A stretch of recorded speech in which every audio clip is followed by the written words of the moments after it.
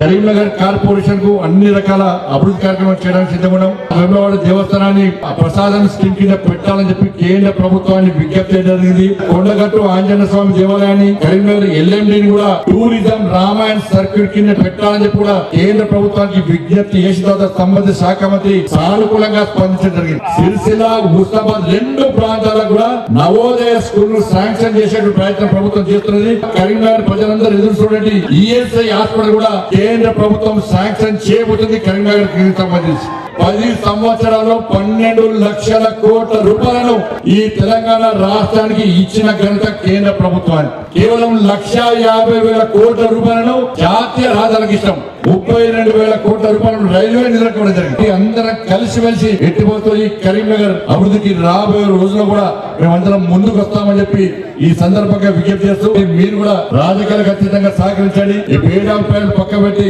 అందరం కలిసిమెలిసి అన్ని జెండాలు పక్క పెట్టి అభివృద్ధి ఎజెండాగా మనం ముందు ప్రయత్నం చేస్తే తప్పకుండా కరీంనగర్ ఇంకా అభివృద్ధి చేసుకునే అవకాశం ఉంది. కాబట్టి మీరు గెలిపించిన పార్లమెంట్ సభ్యుడిగా, మీ ఆశీర్వాదంతో గెలిచిన పార్లమెంట్ సభ్యుడిగా మీరు గెలిపించిన తర్వాత నన్ను కేంద్ర ప్రభుత్వం నరేంద్ర మోడీ గారు మంత్రిని చేసిన తర్వాత ఎట్టి పరిస్థితుల్లో కరీంనగర్ అభివృద్ధిని ఆపే ప్రసక్తి లేదు.